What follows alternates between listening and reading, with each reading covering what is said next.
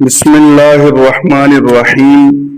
شروع اللہ کے نام سے جو بڑا مہربان اور نہایت رحم کرنے والا ہے۔ محترم ناظرین، فجر کی نماز پڑھ کر سونا کیسا ہے؟ حضور نبی کریم صلی اللہ علیہ وسلم نے فرمایا، جو بندے فجر کی نماز پڑھ کر سوتے ہیں اللہ تعالی ان کے گھر میں یہ 3 چیزیں نازل فرما دیتا ہے۔ ناظرین محترم، پہلے یہ جان لیجئے کہ اللہ تبارک و تعالی نے فجر کے وقت جاگنے کو اتنی اہمیت کیوں دی۔ سائنس دانوں نے صبح سویرے جاگنے پر تحقیق کی تو حیران کن انکشافات سامنے آئے کہ فجر کے وقت اٹھنے سے انسان کے دماغ کو سکون، جسم کو طاقت اور دل کو تازگی ملتی ہے۔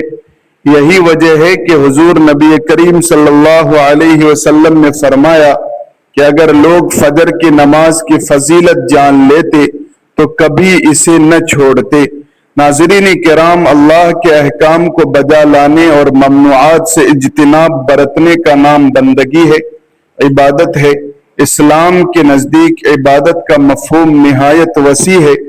اسلام کا مطالبہ ہے کہ انسان کی پوری زندگی عبادت سے عبادت ہو اور وہ اس طرح زندگی بسر کرے کہ اس کا ہر کام عبادت میں شمار ہو، اور اس کا واحد طریقہ یہی ہے کہ وہ اللہ کے بتائے ہوئے طریقے کے مطابق زندگی بسر کرے، ہر بات میں حکم الہی کو پیش نظر رکھے۔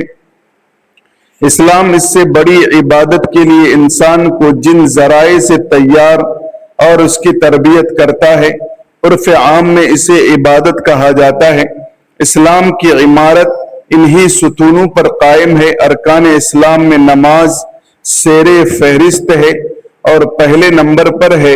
ان تمام عبادتوں میں نماز کو جو اہمیت و فضیلت حاصل ہے وہ کسی بھی صاحب ایمان اہل نظر سے پوشیدہ نہیں ہے۔ نماز کی اہمیت کا اندازہ اس بات سے لگائیں کہ قرآن کریم کے پیغام میں صلاۃ یعنی نماز کا لفظ حرف جل میں موجود ہے۔ ایمان کے بعد سب سے اہم رکن جس کا مطالبہ اہل اسلام سے کیا گیا ہے وہ نماز ہی ہے۔ نماز مسلمانوں کی دینی پہچان اور امتیازی شان ہے۔ یہی وجہ ہے کہ قرآن اور حدیث میں اس کی ادائیگی پر بہت زیادہ زور اور ترک پر وعید موجود ہے۔ فرمان نبوی صلی اللہ علیہ وسلم کے مطابق نماز کے دین میں وہی اہمیت ہے جو انسانی جسم میں سر کی ہے۔ مومن اور کافر کے درمیان امتیاز کرنے والی چیز نماز ہے، لہذا جس نے اسے چھوڑا اس نے کفر کیا۔ یہ حدیث مبارکہ کے الفاظ ہیں۔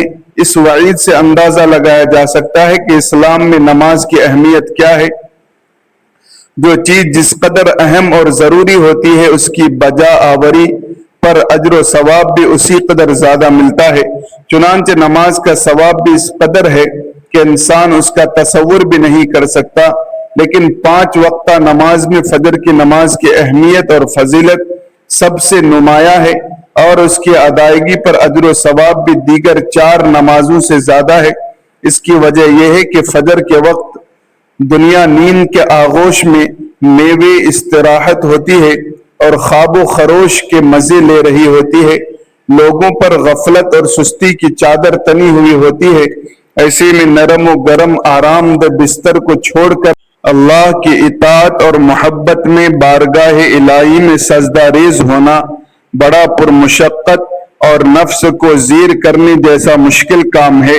اللہ تعالیٰ کی سنت یہ ہے کہ بندے کو جس نیکی کرنے میں مشقت زیادہ ہو اور نفس شیطانی سے لڑائی لڑنی پڑے، اللہ تبارک و تعالیٰ اس پر زیادہ اجر و ثواب عطا کرتا ہے، چاہے وہ نیکی کتنی ہی چھوٹی کیوں نہ ہو۔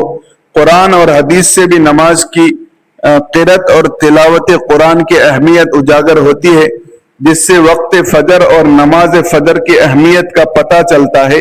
سورہ بنی اسرائیل میں فرمایا ہے، فجر کا قرآن، بے شک فجر کی نماز میں پڑھا جانے والا قرآن، اس سے وقت فجر کے تمام انوار و تجلیات اور قرآنی فیوز و برکات متعلق ہیں۔ حضور نبی کریم صلی اللہ علیہ وسلم نے فرمایا کہ فجر کی 2 رکعت سنتیں دنیا اور دنیا کی ہر چیز سے افضل ہیں۔ قرآن اور حدیث اور اسلامی لٹریچر میں دنیا سے مراد مشرق و مغرب، شمال و جنوب کا عرض نہیں، بلکہ دنیا سے مراد یہ ہے کائنات اور اس کی تمام تر نعمتیں، خزانہ دولت اور ثروت اور حکومت اور سلطنت مراد ہے۔ سوچئے جب فجر کی 2 رکعت سنتوں کی یہ فضیلت ہے کہ پوری دنیا کی نعمتیں اور خزانے اس کے سامنے ماند اور پھیکے پڑ جاتے ہیں، تو پھر فجر کے فرض نماز کا کیا عالم ہوگا۔ صحیح مسلم کی روایت میں ہے کہ حضور نبی کریم صلی اللہ علیہ وسلم نے فرمایا، جو شخص فجر کی نماز پڑھ لیتا وہ اللہ تبارک و تعالیٰ کے ذمے میں آ جاتا ہے، یعنی جو شخص نماز فجر کا فرض ادا کر لیتا ہے وہ اللہ تعالیٰ کی حفاظت میں آ جاتا ہے اور اسے کوئی بھی نقصان نہیں پہنچایا جا سکتا۔ بخاری اور مسلم ہی کی ایک اور روایت میں ہے کہ جس نے 2 ٹھنڈے وقت کی نماز فجر اور عصر ادا کر لی وہ جنت میں داخل ہوگا، یعنی حضور نبی کریم صلی اللہ علیہ وسلم نے فجر اور عصر ادا کر لینے والے کو جنت کی بشارت سنائی۔ ایک اور روایت میں ہے کہ حضور نبی کریم صلی اللہ علیہ وسلم نے فرمایا، جو شخص عشاء کی نماز باجماعت ادا کرے گا اسے آدھی رات کے قیام کا ثواب ملے گا، اور جو شخص عشاء اور فجر کی نماز باجماعت ادا کرے گا اس کے لیے پوری رات کے قیام کا ثواب ہوگا۔ نماز فجر کی ادائیگی میں ہماری سستی و غفلت اور کالی کوتاہی انتہا کو پہنچی ہوئی ہے۔ کوئی بھی موسم ہو، بقیہ 4 نمازوں کے مقابلے فجر میں نمازی بہت کم تعداد میں ہوتے ہیں۔ یہی حال گھروں میں خواتین کی نماز فجر کا ہے۔ فجر میں وہ اہتمام نہیں ہوتا جو بقیہ 4 نمازوں کی ادائیگی میں ہوتا ہے۔ موسم گرم میں راتیں چھوٹی ہونے کا بہانہ اور موسم سرد میں صبح سردی کا عذر نماز میں کوتاہی اور غفلت کے سلسلے میں اللہ کے ہاں ناقابل قبول ہوگا۔ ہم میں سے اکثر لوگوں کو ایک شکوہ ہمیشہ رہتا ہے کہ روزی میں برکت نہیں، گھر میں برکت نہیں، کتنا ہی کمایا جائے پتہ ہی نہیں چلتا کہ کہاں گیا۔ ہر وقت کوئی نہ کوئی پریشانی رہتی ہے، کبھی بیماری تو کبھی کوئی اور تنگی۔ اگر ہم اس تمام بے برکتی، تنگ دستی، بے روزگاری اور پریشانیوں کو نماز فجر کی عدم ادائیگی کے پس منظر میں دیکھیں تو معلوم ہوگا کہ یہ سب بے برکتی اسی سبب سے ہے کہ ہم نماز فجر کی ادائیگی میں ہر درجہ کوتاہی، غفلت اور لاپرواہی، سستی کا شکار ہیں۔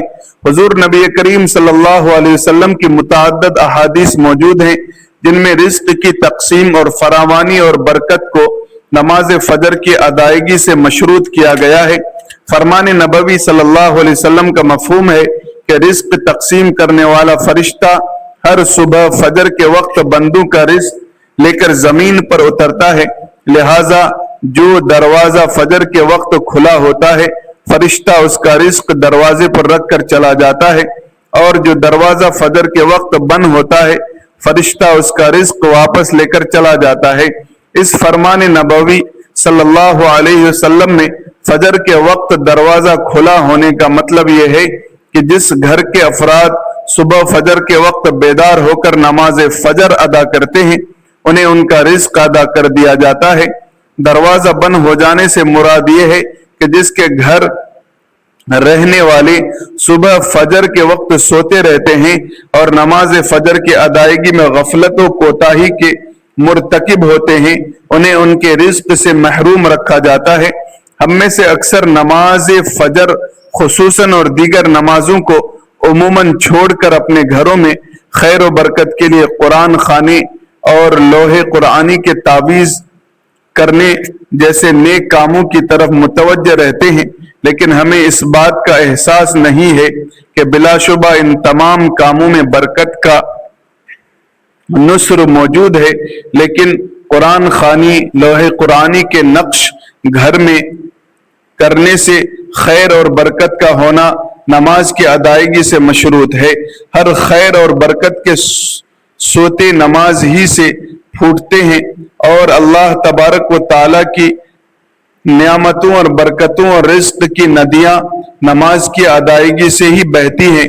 इसके साथ ये अमल भी अहम है कि फजर के अलावा बकिया 4 नमाजों में भी खैर और बरकत नमाज फजर की अदायगी से ही मशरूत है, इसलिए कि खैर और बरकत का आगाज नमाज फजर की अदायगी से ही होता है।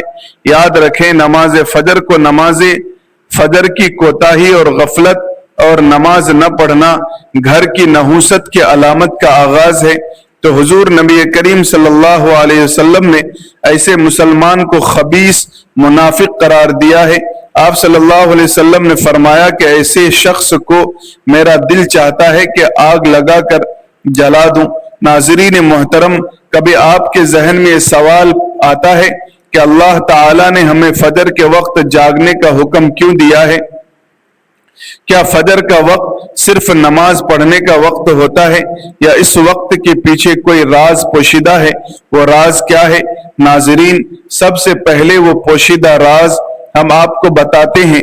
नाज़रीन, यकीनन आपके लिए भी नमाज में सबसे ज्यादा मुश्किल नमाज फजर की नमाज होगी, जिसमें नींद का गलबा इतना होता है कि एक इंसान मुश्किल से उठ पाता है, लेकिन दिन के उस खास हिस्से में जो राज पोशीदा है उसे जब आप जान लेंगे तो यकीन करें आप फजर की नमाज कभी नहीं छोड़ना चाहेंगे। दुनिया में कई ऐसे लोग मौजूद हैं जिन्हें स्लीप डेस्क हार्ड या बेखाबी का मसला रहता है, यानी वो चाहकर भी सो नहीं पाते, यानी उन्हें नींद नहीं आने की बीमारी होती है और वो पूरा दिन कामकाज करके जब रात को भी नहीं सोते तब कई तरह के जहनी और जिस्मानी बीमारियां जन्म लेते हैं। और इस स्लीप डिसऑर्डर का शिकार आज हर दूसरा तीसरा इंसान हो रहा है, जिसकी बड़ी वजह अल्लाह तबारक व तआला के अहकामात को पीछे छोड़कर दुनिया की रंगीनियों के पीछे भागना है। सारी रात जागने के बाद फजर के करीब कुछ देर नींद आ जाती है, लेकिन वह नींद जिस्म को पुरसुकून नहीं करती, जिसकी वजह से अक्सर लोग जागते और हर किस्म की दवाइयों के इस्तेमाल के बावजूद जब सो नहीं पाते तो अल्लाह से ये सवाल जरूर करते होंगे कि अल्लाह मुझे नींद क्यों नहीं आती, आखिर क्या वजह है? बहुत कम लोग होते हैं जो इस कैफियत में अपने अंदर पैदा होने वाली इस आवाज को सुन पाते हैं जिसमें उनसे कहा जाता है कि बिस्तर से निकलो, नमाज पढ़ो, अल्लाह का जिक्र करो। और यकीन करें जो इस आवाज को सुन पाते हैं और इस पर अमल कर पाते हैं उन्हें ताहयात कभी भी स्लीप डिस्क ऑर्डर की शिकायत नहीं होगी। हदीस पाक में आता है, हुजूर नबी करीम सल्लल्लाहु अलैहि वसल्लम ने फरमाया कि रात और दिन में फरिश्तों की ड्यूटी बदलती रहती है और फजर और असर की नमाज में ड्यूटी पर आने वाले फरिश्ते और जाने वाले फरिश्ते एक दूसरे से मिलते हैं। फिर तुम्हारे पास रहने वाले फरिश्ते जब ऊपर चढ़ते हैं तो अल्लाह ताला पूछता है, हालांकि वो उनसे बहुत ज्यादा अपने बंदों के मुतालिक जानता है कि मेरे बंदू को तुमने किस हाल में छोड़ा, तो जवाब देते हैं कि हमने जब उनको छोड़ा तो वो फजर की नमाज पढ़ रहे थे और जब उनके पास गए थे तो तब वो असर की नमाज पढ़ रहे थे। फजर और असर की नमाज के औकात में सोने से मना करने के पीछे भी एक बड़ी वजह है और वो ये है कि साइंस कहती है कि सुबह सूरज तुलू होते वक्त और शाम को गुरूब होने से पहले सोना नहीं चाहिए, क्योंकि सुबह के वक्त जमीन पर ऑक्सीजन बहुत ज्यादा मिकदार में होती है, जिस वक्त माहौल तरोताजा होता है और ये ऑक्सीजन आपको दिन भर फिट रखने के लिए इंतहाई जरूरी होती है। जो इस वक्त सो जाता है वो इस ताजा ऑक्सीजन से महरूम रह जाता है और असर के वक्त जमीन पर ऑक्सीजन की कमी हो जाती है। तो अगर कोई सो जाता है तो उसको ऑक्सीजन की मिकदार कम ही मिल पाती है, जिसकी वजह से जब वो जागता है, बेदार होता है, तो उसके सर में दर्द और तबीयत बोझ ہو جاتی ہے، اور یہی بڑی وجہ ہے کہ دین اسلام میں ان دونوں اوقات میں سونے سے منع فرمایا گیا ہے۔ حضور نبی کریم صلی اللہ علیہ وسلم نے فرمایا، طلوع شمس سے پہلے اور غروب آفتاب سے پہلے نماز ادا کرنے والا جہنم میں ہرگز داخل نہیں ہوگا۔ نماز فجر کے بارے میں ایسے بے شمار فضائل اور بھی ہیں جن کو ہم نہیں جان سکتے۔ اگر انسان ان کو جان لے تو کبھی کوتاہی نہ کرے۔ حضور نبی کریم صلی اللہ علیہ وسلم کا فرمان ہے کہ اگر وہ لوگ عشاء اور فجر کی فضیلت کے بارے میں جان لیں تو وہ ضرور بالضرور ان نمازوں میں حاضر ہونا چاہیں گے، چاہے انہیں خود کو گھسیٹتے ہوئے ہی کیوں نہ آنا پڑے۔ آپ اس سے خود اندازہ کیجئے، اندازہ لگائیے کہ ایک طرف ان دونوں نمازوں کی اتنی فضیلت اور اہمیت ہے اور دوسری طرف ان کی ادائیگی میں کتنی سستی اور لاپرواہی برتی جا رہی ہے۔ ناظرین محترم، کیا فجر کے بعد سونا جائز ہے؟ جی ہاں، فجر کی نماز کے بعد سونا جائز ہے، لیکن بعض علماء نے اسے ناپسندیدہ مکروہ کہا ہے، خاص طور پر اگر یہ روزانہ کا معمول بن جائے اور سستی و کاہلی کا باعث ہو۔ جناب حضرت محمد مصطفیٰ صلی اللہ علیہ وسلم نے ارشاد فرمایا، صبح کے وقت سونا رزق میں کمی کا سبب بنتا ہے۔ اس حدیث سے معلوم ہوتا ہے کہ صبح جلدی جاگنا برکت اور کامیابی کا ذریعہ ہے، لیکن اگر نیند کی سخت ضرورت ہو تو سونا جائز ہے۔ اگر کوئی رات بھر جاگ کر عبادت یا کام کر رہا ہو تو فجر کے بعد سونا چاہیے۔ سورج نکلنے کے بعد اشراق کی نماز پڑھ کر آرام کرنا زیادہ برکت والا عمل ہے۔ فجر کے بعد سونا حرام کام نہیں ہے، لیکن اگر یہ سستی اور کاہلی کا باعث بنے تو بہتر ہے کہ پہلے کچھ وقت عبادت میں گزارا جائے پھر سویا جائے۔ ناظرین محترم، فجر کی نماز اللہ تعالیٰ کی بہت بڑی نعمت ہے۔ یہ صرف ایک نماز نہیں بلکہ پورے دن کی برکت، سکون اور کامیابی کی شروعات ہے۔ جو انسان نیند اور آرام کو چھوڑ کر اللہ کے حضور حاضر ہوتا ہے، اللہ تعالیٰ اس کے دل میں برکت عطا فرماتا ہے، اس کے رزق میں کشادگی پیدا کرتا ہے اور اس کے دل کو سکون عطا فرماتا ہے۔ ہمیں چاہیے کہ ہم فجر کی نماز کو اپنی زندگی کا لازمی حصہ بنائیں اور اس کی پابندی کریں، کیونکہ جو دن اللہ سبحانہ و تعالیٰ کے ذکر اور عبادت سے شروع ہوتا ہے وہ یقیناً خیر و برکت والا ہوتا ہے۔ اللہ تبارک و تعالی ہمیں 5 وقت کی نمازوں کی پابندی اور خاص طور پر فجر کی نماز کی حفاظت کرنے کی توفیق عطا فرمائے، آمین ثم آمین۔